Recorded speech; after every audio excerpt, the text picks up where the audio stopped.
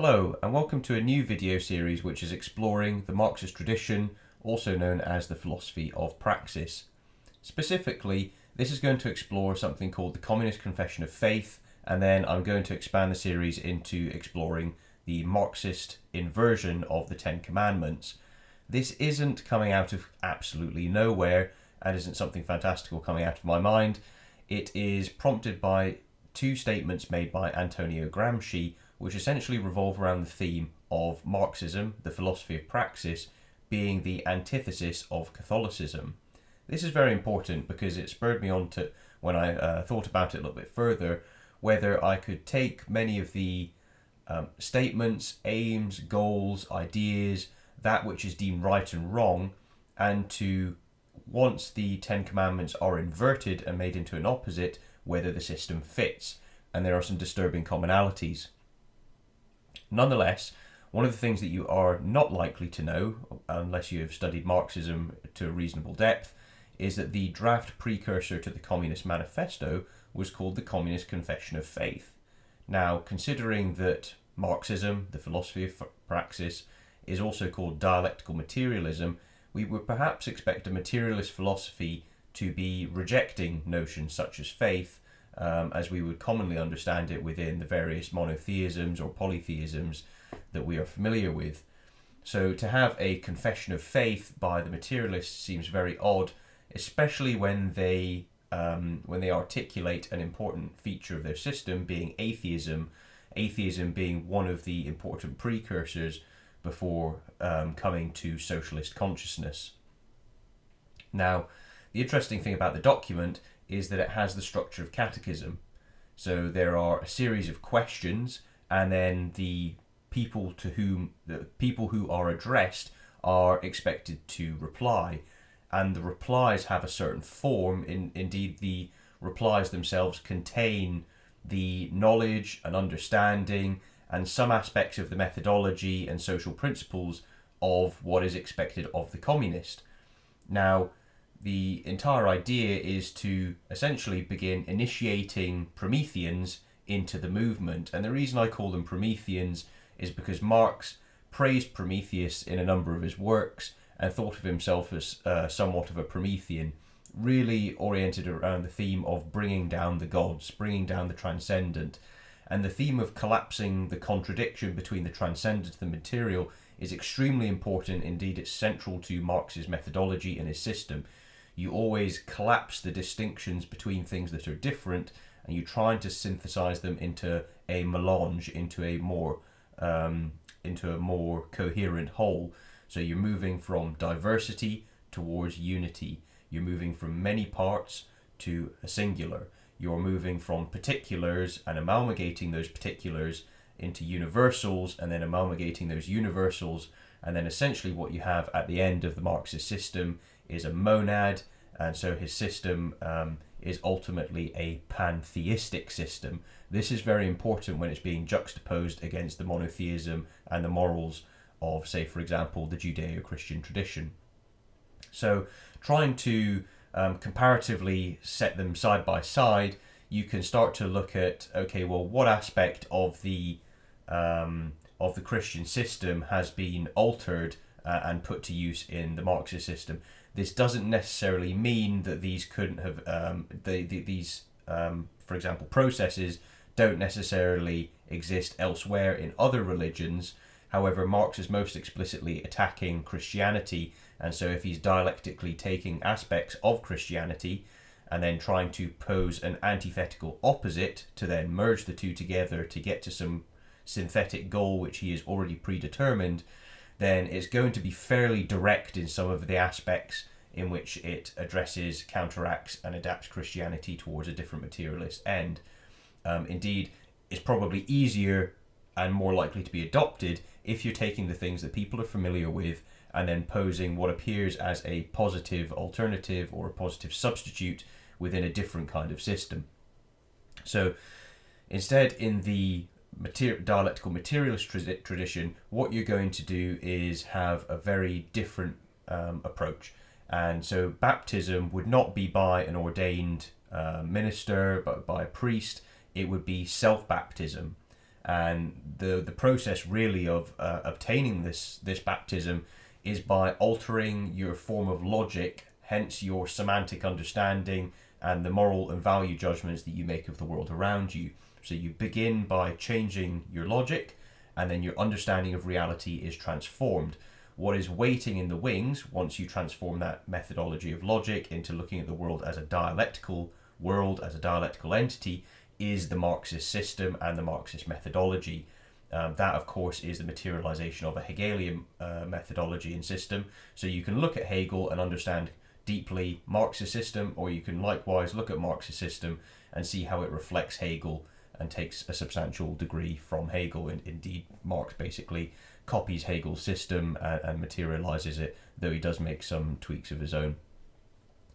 So the important thing here as well is if you're abolishing a transcendent covenant between the human and God, you are then opting for horizontal contract instead. So you've got confirmation by the collective.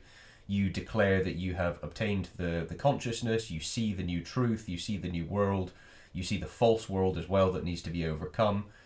You're accepted into the revolutionary collective, and then you establish social contract, and the social contract is to establish the new society and to do away with the old society.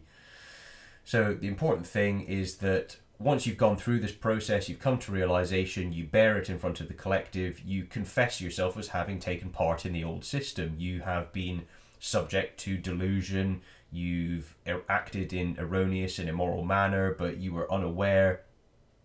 So there needs to be this process of confessing out to the collective as part of the maintenance of the social contract that you have made others sacrifice, or you've sacrificed others to your own goals.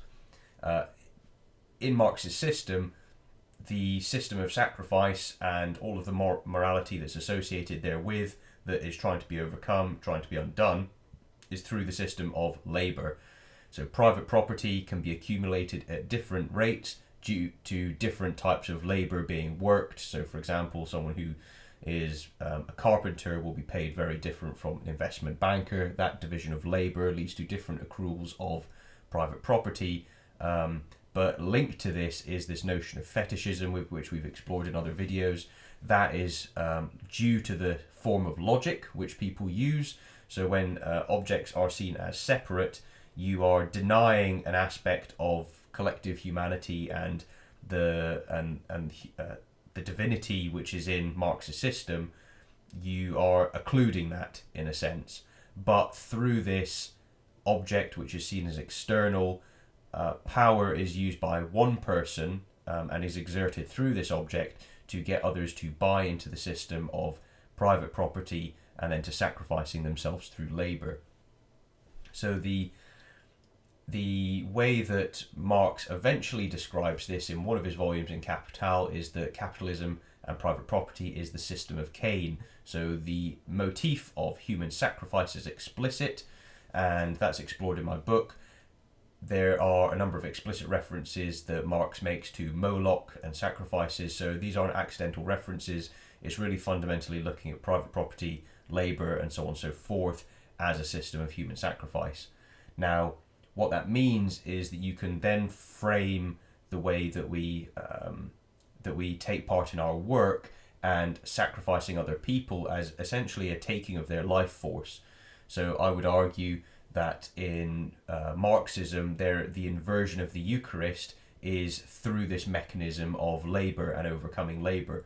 So for example, in Christianity, my understanding, though I'm not schooled as a Christian, would be that in the Eucharist there is Christ's blood or the bread and the wine become Christ's body and blood.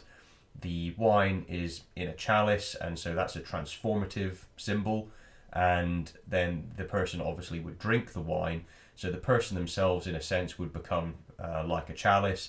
They would ingest aspects of Christ's body, but the main thing that I would be seeing through that would be that the person is to become more Christ-like. So when you're thinking of ingesting things, we know that, if you eat a carrot or a sandwich, then it eventually is digested, the nutrients are absorbed, and it becomes part of you, part of your body. And so there's this motif of ingestion and becoming, or integrating that which was consumed into your being. And so there's this kind of symbolism there in the Eucharist about progressing yourself towards being more Christ-like. Now, of course, if you're looking at this through a Marxist inversion, then what's taking place through the system of labour is you're consuming other people's life force, you're sacrificing from them. That's the most direct and raw kind of consumption of another person. You're literally taking their life force, you're making them slaves, and then you're using this to grow yourself, to grow your wealth, to then have access to perhaps healthier or more successful spouses, through inheritance, to then sustain the system of oppression between the classes. So that's my understanding of how Marxism seems to have a inversion of the Eucharist latent in it, but it's taking it from a very different perspective. It's taking it through the system of labour and human sacrifice. Now, the other aspect of the of Marx's system is that you've got morality. History has a purpose. It's to realise Marx's theories, ideas. It's to overcome private property with communism, and all morality is subjected to achieving that goal. Now, the means of achieving this is through enlightening and uniting the proletariat. So the important thing there is that this process of spreading the word results in more people adopting the system of logic, the semantic landscape which is offered by Marxism, Marxist philosophy of the world. More people then essentially are self-baptized. They can then opt to join the collective, confirmed by the collective. They can go through the process of confession, recognizing their role in sustaining an old system which was inherently oppressive, therefore it established victimhood, strife, violence, cruelty, so on and so forth. But that having come to awareness, they know that their entire purpose and sense of meaning in life is derived from overcoming this erroneous system. Now, the important thing as well is that this document goes on to explain the mysteries of the generation of the proletariat. And this is essentially a substitute for the Genesis narrative, for Genesis. In Christianity, the Judeo-Christian tradition, so Judaism also, it's very clear that God exists and creates being. So it is creation, whereas the opposing principle would be a series of generation. And you might find this in, for example, Nietzsche's thinking. You might find this is clear in Marx's thinking, or in some of, for example, Roger Penrose's ideas of the universe coming in sequences of big bangs and then collapses and then restarts. Not to say that either Penrose or Nietzsche or Marxist in any kind of sense, but it's just the kind of thinking is whether it's either creative or generative, and the timescale kind of considered. So in Christianity it's linear, whereas in other systems it tends to be circular. So you've got this Eurobric aspect. Now, in Marxism, you have a clear theory of generation. There's some quotes I'll offer in one of the later videos, but the process is that you've been born into this system of victimhood, and that you are to break free from it. So you've got these, you can think of them almost like a slinky. You've got circles kind of all stacked to, kind of almost together, and you're trying to move out of one system of self-generation into a new system of self-generation. Now, one of the problems is, as they would see the world as it is the sacrifice, the victimhood, and they need to strive for complete freedom. So they need to break out of this. And for this, there's the form of logic and the historicism and all of the concepts associated with Marxism that are established, but ultimately they require no proof. Now, to require no proof really highlights the aspect of the whole document is that it's something of faith. You're not really critically thinking about things. You're not using your reason to test ideas or to see the whether there's a validity of them, whether they conform to reality. It's you're just taking them on faith. So that's something which is stated by Marx and Engels themselves, and this document obviously is the precursor to the Communist Manifesto. So it's important to recognise the faith element in it. Now, the other thing to recognise as well with both the Communist Manifesto and the Communist Confession of Faith is that they are starkly different, whilst alluding to many of the key principles in the economic and philosophic manuscripts or the German ideology. They don't completely enunciate and lay out the entire framework developed by Marx, with some addition by Engels. So when you come to read the Communist Manifesto, key words, key concepts, and foundational aspects of Marx's thinking and ideas are completely excluded. References to entire key concepts are completely absent throughout the entire from the entire text. So the point being is that when you would read that document, you would be reading simply an output, but you wouldn't have a comprehensive understanding of the methodology and some of the foundational principles on which it rests. In the Communist Confession of Faith, we're a little bit more antecedent in time, and so you have better access, that there's a bit more resolution, and the document is much more concise than the way that Marxists typically write, which is screeds and screeds and screeds that you've got to wade through, as well as, learning their style and so on and so forth. So all of these things are challenges which are barriers to people coming to understanding. So you have the Communist Confession of Faith. This allows you to access a few more of the principles. Ultimately, you need to go to the economic and philosophic manuscripts and some of his other early works as well to really get the system comprehensively. The real issue here is that when you begin to read the Communist Manifesto, then you're actually blind to all of the predicates which are underpinning the system. You are coming in and it's like reading the executive summary and not realizing that there's a whole report underneath it, which has got all the information and the data which is driving things. So you get a very high abstract top line, but you don't really have the comprehensive detail, the real particulars which are important for understanding the whole system.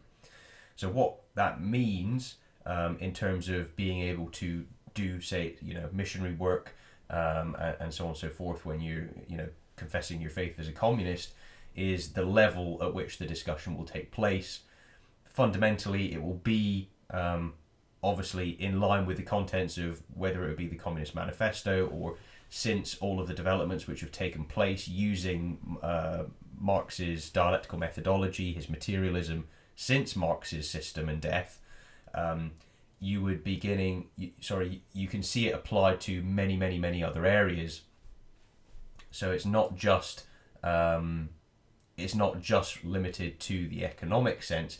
Now it can be expanded to different areas. You can have materialist activism, whether it would be in a dialectical feminism or whether it be queer theory and so on and so forth. So you've got all of these new areas to which it's been applied, again, which it requires no proof.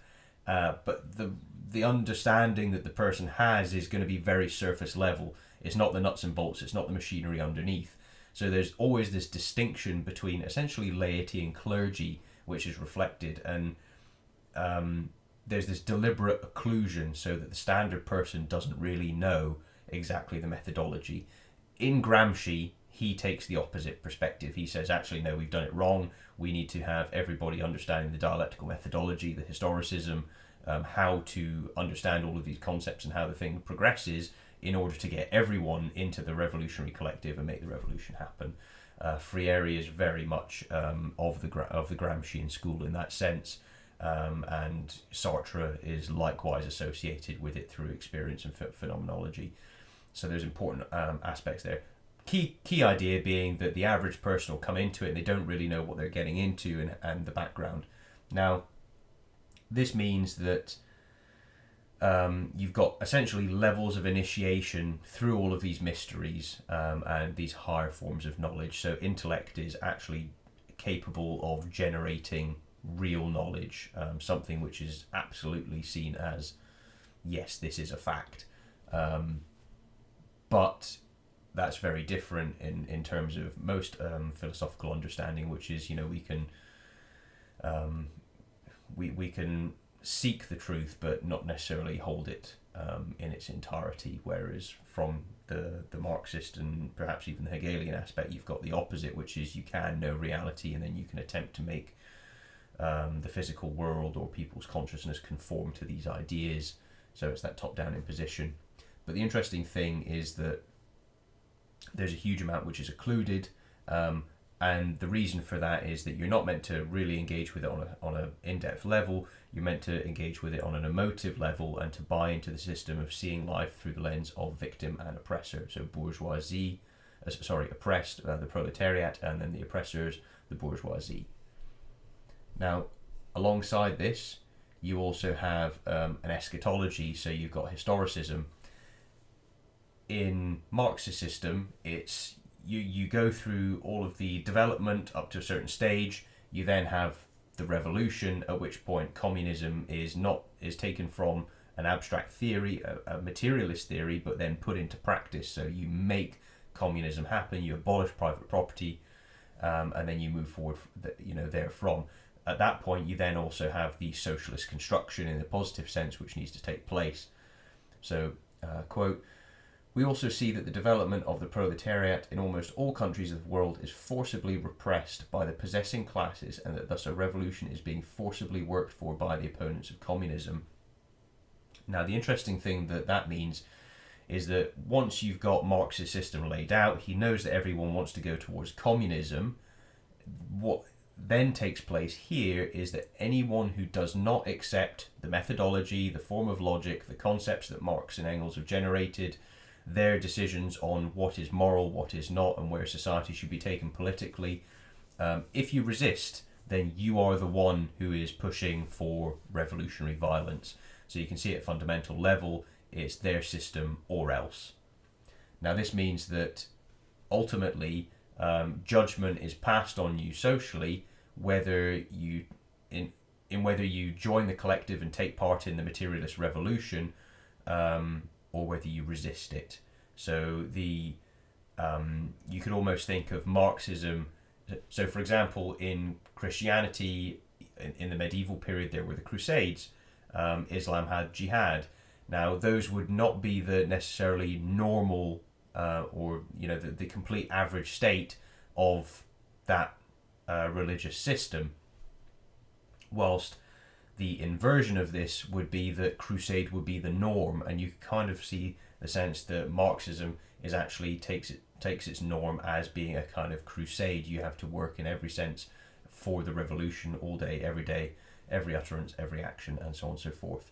And so the Communist Confession of Faith gives a number of the methods by which this is achieved. It states what moral conduct is and how you need to conduct and how you need to behave, and likewise provides for the fact that the family is going to be completely transformed and turned into a communist family, and that his system, based on the collapse of all contradictions, is ultimately going to lead to the negation of all states and then replaced by species. So the species in the world, humanity with nature, all possessing a unified consciousness, holding the same concepts and moral system, and in a Eurobric union with itself, so it's self-generating. So this means that communism is a theory of liberation and was not possible in any earlier period. So likewise, that's the historicism, the eschatology. You're moving towards this moment of liberation, but it's a human liberation, self-liberation. And then lastly, communism is that stage of historical development which makes all existing religions superfluous and supersedes them. So the idea being that in Hegel's system you have various forms, and you have forms existing independent of one another. So you have a form of multiplicity which governs them, and then ultimately Hegel wants a form of unity. So it's the integration of all possible forms, all possible particulars. That's ultimately in his absolute. So of course when Marx materializes Hegel's system, you then have the materialist equivalent of Hegel's absolute in Marx's system. That is the species being, it's humanity, nature, as I've labelled it elsewhere. That's not necessarily stated explicitly, even in the Communist Confession of Faith, even though it's worked out comprehensively and explicitly in the economic philosophic manuscripts of 1844. So the important cadence to always remember is the thesis, antithesis, synthesis. This is something that Hegel was very taken by. It's the idea that, or first expounded kind of explicitly in that formula by Kant, or someone who was observing Kant, and Hegel was very taken with it. He looked at it through the lens of reflecting out of consciousness and then reflecting out different ideas, mating the two together and creating something new. You can essentially think of it as kind of like a philosophical parallel of having a man and a woman come together and then creating a child.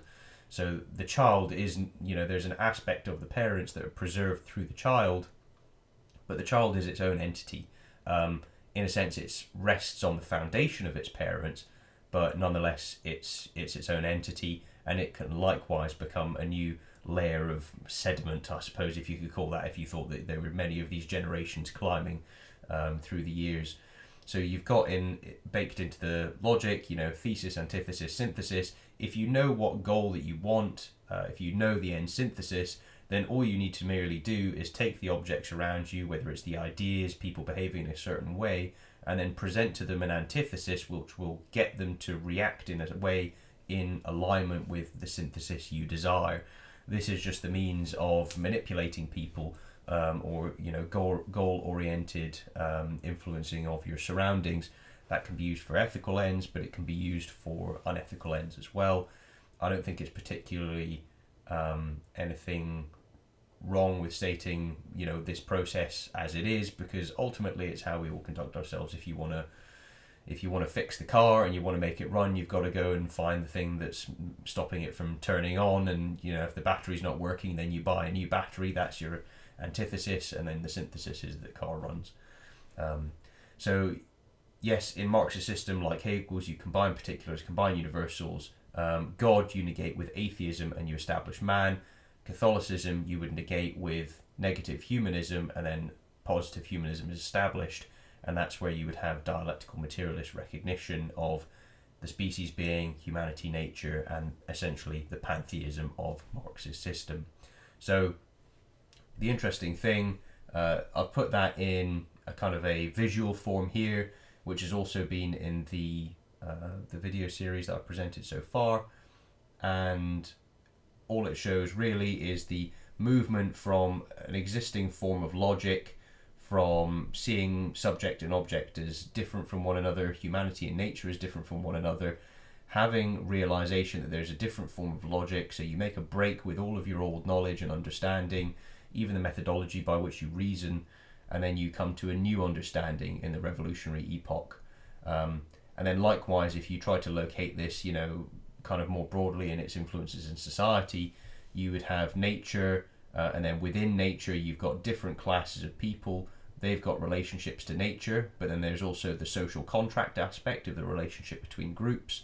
So it's this bit that you want to exploit if you're a Marxist. You want to create find ways in which people are victims, to sort the people into groups, and then to use them to dialectically reform one another. That's why Marxism always pits people against one another as enemies, because it goes through the thesis, antithesis, synthesis sequence, but it applies it to people. So of course you can see how the proletarian is pulled out from society, needs to destroy the bourgeoisie, in the process destroy themselves, and then what is preserved, the child of the revolution, is the communist, is the person with socialist consciousness. So here, if you were in society, you would have institutions, ways of behaving. This incidentally is Foucault's model of discourses. So it's really looking at the way that people speak as part of the revolution, and then speech as a kind of revolutionary praxis, which is in alignment with your behavioral praxis in real life. And of course you're going to go from an old form of all of these different things, which is under this form of logic, into a new form of all of these things with this form of logic, as you move through historicism, as you move through history towards the union of subject and object at the end of, for example, Marxist system. So that's just a visual depiction. I think it's quite useful. So today we've looked at the Communist Confession of Faith. It's a fairly short document. You can go and read it yourself, but there's the whole shebang. It's got the catechistic element. You can see how it's opting into a new community. It makes allusions to the ideas developed in the economic philosophic manuscripts and elsewhere, whilst at the same time occluding the people from all of the reasoning and the methodologies. Nonetheless, it begins to lay the ground for what we'll be exploring with many more direct quotes in the following videos, which are how individual statements and principles and moral ideas of Marxists and people in the Marxist tradition offer good examples of the inversion of the Ten Commandments. So if you thought that that was useful, then please stay tuned for the next videos. They'll be coming up very soon, and I'll just be working through the commandments with quotes like I've said. I think the Communist Confession of Faith is a good place to start. I think it also is a useful precursor to recognizing some of the more religious aspects of this system.